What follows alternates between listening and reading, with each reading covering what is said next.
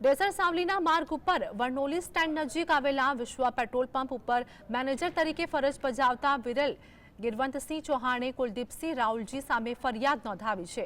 Petrol pump ઉપર petrol CNG નાખવાનું કામ કરતા ફિલરોએ ડેસર પોલીસ સ્ટેશનમાં કુલદીપસિંહ રાહુલજી સામે ફરિયાદ નોંધાવી છે।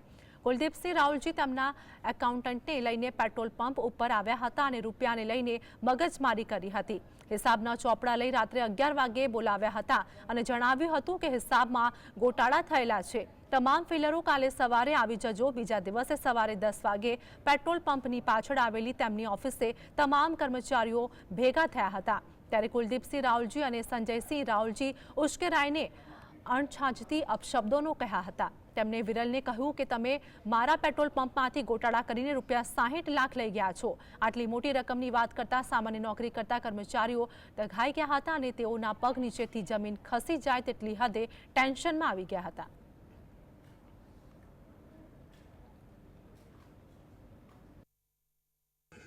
59,000નો લોચો કાઢતા મને એમ કહે છે કે તમે પૈસા ચોરી કરી ગયા છો, લઈ ગયા છો એમ કહે છે, પણ અમે કંઈ લીધા નથી। અને આ જ્યારે હિસાબ કર્યો ત્યારે આ એમ કહે છે કે તમે પાછળ મિટિંગમાં આવી જાઓ અને મિટિંગમાં લઈ જઈને પાછળ અમને ધાપ ધમકી આપે છે। બહારના બંધ કરીને અમને 3 થી 4 દિવસ ટોર્ચર કર્યા। આપણે કોના દ્વારા ટોર્ચર કરવામાં આવે છે? કુલદીપસિંહ રાહુલ જે આ બનાવ બન્યો છે એમાં કુલદીપસિંહ રાહુલજી છે એ વિરલભાઈ મારા જે હસબન્ડ છે એમને છેલ્લા 2 મહિનાથી ખૂબ જ ટોર્ચર કરે છે અને ગઈકાલના દિવસે એમને દવા પીવાનો પણ પ્રયત્ન કર્યો હતો, પણ ગામના લોકો બધા ભેગા થઈને પછી એમને કીધું કે કશું થાય નહીં અને જ્યાં જો પૈસા 59 લાખ નહીં ચૂકવે તો અમારી જમીન પણ જે 2 વીઘા છે એ મને લખી આપો દસ્તાવેજ કરીને। આવી ધમકીઓ અમને ખૂબ જ આપે છે।